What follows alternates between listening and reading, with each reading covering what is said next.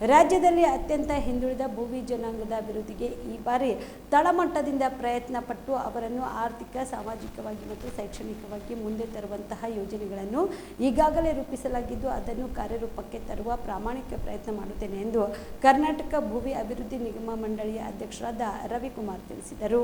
ಕಲಬುರಗಿಯ ಪತ್ರಿಕಾ ಭವನದಲ್ಲಿ ಕರೆದ ಸುದ್ದಿಗೋಷ್ಠಿಯನ್ನು ಉದ್ದೇಶಿಸಿ ಮಾತನಾಡಿದ ಅವರು, ಕರ್ನಾಟಕ ಭೋವಿ ಅಭಿವೃದ್ಧಿ ನಿಗಮ ಮಂಡಳಿ ಅಡಿಯಲ್ಲಿ ಕಾರ್ಯನಿರ್ವಹಿಸುತ್ತಿರುವ ಅಧಿಕಾರಿಗಳು ಸೇರಿದಂತೆ ಕೆಲ ಭ್ರಷ್ಟರು ಸೇರಿ ಸಮೃದ್ಧಿ ಯೋಜನೆಯಲ್ಲಿ ಒಟ್ಟು 298 ಮತ್ತು 80 ಕೋಟಿಯವರೆಗೆ ನಡೆಸಿದ ಹಗರಣಕ್ಕೆ ಸಂಬಂಧಿಸಿದಂತೆ ಸಮಿತಿಯನ್ನು ರಚಿಸಲಾಗಿದ್ದು ಈವರೆಗೆ 4 ರಿಂದ 5 ಕೋಟಿ ಹಣವನ್ನ ವಸೂಲಿ ಮಾಡಲಾಗಿದೆ. ತನಿಖಾ ಸಮಿತಿಯು ಅತ್ಯಂತ ಕಟ್ಟುನಿಟ್ಟಾಗಿ ಕೆಲಸ ಮಾಡುತ್ತಿದೆ ಎಂದು ತಿಳಿಸಿದರು. ಮುಂಬರುವ ದಿನದಲ್ಲಿ ಭೋವಿ ಸಮಾಜದವರು ಕುಲಕಸಬಾಗಿರುವ ಕಲ್ಲು ಒಡೆಯುವ ಕಾಯಕದವರಿಗೆ ಹೆಚ್ಚಿನ ಒತ್ತು ನೀಡಲಾಗುತ್ತಿದೆ. ಜಿಲ್ಲೆಯಲ್ಲಿರುವ 2 ಲಕ್ಷ ಭೋವಿ ಜನಾಂಗದವರಿಗೆ ಸರ್ಕಾರದಿಂದ ಸಿಗುವ ಸೌಲಭ್ಯಗಳ ಕುರಿತು ಅರಿವು ಮೂಡಿಸುವ ನಿಟ್ಟಿನಲ್ಲಿ ಅಧಿಕಾರಿಗಳಿಗೆ ಸೂಚನೆ ನೀಡಲಾಗುತ್ತಿದ್ದು ಇದಕ್ಕಾಗಿ ಇಂದು ಸಭೆ ನಡೆಸಿ ಪರಿಣಾಮಕಾರಿಯಾಗಿ ಕೆಲಸವಾಗುವಂತಹ ಕ್ರಮಗಳನ್ನು ಕೈಗೊಳ್ಳಲಾಗುತ್ತದೆ ಎಂದರು.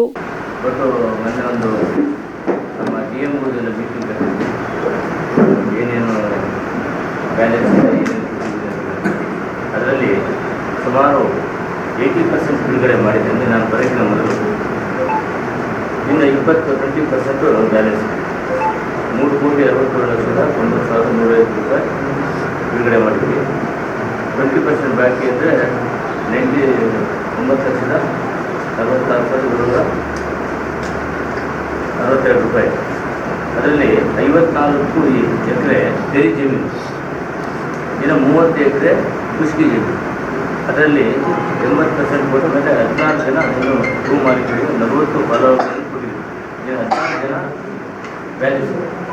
ಮತ್ತು ನಮ್ಮಲ್ಲಿ ಏನಾಗಿದೆ, ಈಗ ಕೋಡ್ ಆಫ್ ಕಂಡಕ್ಟ್ ಬಂದಿರೋದ್ರಿಂದ ಹಣಕಾಸಿಂದ ರಿಲೀಸ್ ಆಗಿದೆ. ಇವತ್ತು ಪರಿಷತ್ ಸಭೆ ಇದೆ, ಮುಖ್ಯಮಂತ್ರಿಗಳು ಪರಿಷತ್ ಸಭೆ ಮಾಡಿ ನಮ್ಮದೊಂದೇ ನಿಗಮಲ್ಲ ಎಲ್ಲ ನಿಗಮಕ್ಕೂ ಕೂಡ ಏನೇನು ಯಾವ್ಯಾವ ಕ್ರಿಯಾ ಯೋಜನೆಗೆ ಎಷ್ಟೇಟ್ ಕೊಡಬೇಕು ಅಂತೇಳಿ ಇವತ್ತು ಹನ್ನೊಂದನೇ ನಡೀತಾ ಇದೆ.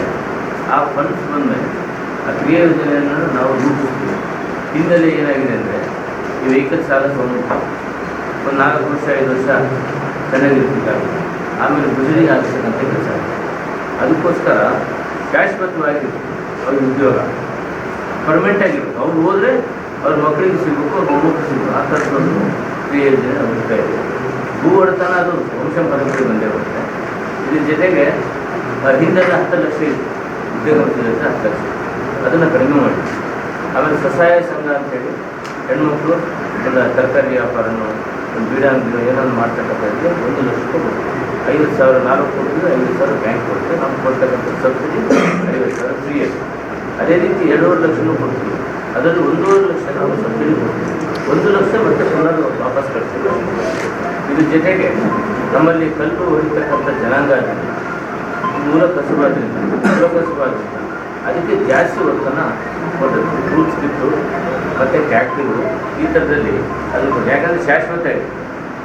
ಹುಟ್ಟಿದಾಗಲಿಂದಲೇ ಪಡ್ಕೊಂಬಂದಿರ್ತಕ್ಕಂಥ ಕಸುಬು. ಕಲ್ಲು ಹೊಡೆಯೋದು ಯಾರಪ್ಪ ಅಂದರೆ ಒಟ್ಟು ಜನಾಂಗ ಅಂತಾರೆ, ಕಲ್ಲು ಹೊಡೆಯೋದು ಯಾರಂದರೆ ಒಟ್ಟರು ಅಂತ. ಅದಕ್ಕೋಸ್ಕರ ಅದಕ್ಕೆ ಇಂಪಾರ್ಟೆನ್ಸ್. ಅದ್ರ ಜೊತೆಗೆ ಈ ಅದ್ರ ಜೊತೆಗೆ ಈ ಕಾಲೋನಿಗಳಲ್ಲಿ ರೋಡ್ ಇರಲ್ಲ, ಟ್ರೈನ್ ಇರಲ್ಲ, ಆಮೇಲೆ ಸ್ಟ್ರೀಟ್ ಲೈಟ್ ಇರಲ್ಲ, ಅಂಥದಕ್ಕೆ ಒಂದು ಕ್ರಿಯೋಜನೆ ಮಾಡ್ತೀವಿ. ಈ ಹೊಸ ಈ ಹಿಂದೆಲ್ಲ ಇರಲಿಲ್ಲ. ಹಿಂದೆಲ್ಲ ಬರೀ ಇದರಲ್ಲಿ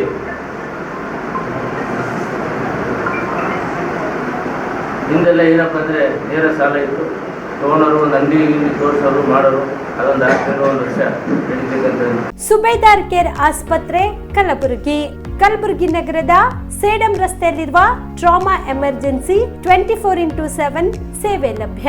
ಅನುಭವಿ ವೈದ್ಯರ ತಂಡದೊಂದಿಗೆ gynaecology, general surgery, general medicine, paediatric, orthopaedic, ENT, laparoscopy surgery, paediatric surgery, neuro surgery, urology, plastic surgery, cardiology, neurology, gastrology, oral and maxillofacial surgery, arthroscopy, keyhole surgery of joint ಸೇರಿದಂತೆ ಟ್ರಾಮಾ, NICU, ICU, ಒಬ್ಯಾರಿಕ್ ICU ಸೌಲಭ್ಯದೊಂದಿಗೆ ಚಿಕಿತ್ಸೆ ನೀಡಲಾಗುವುದು.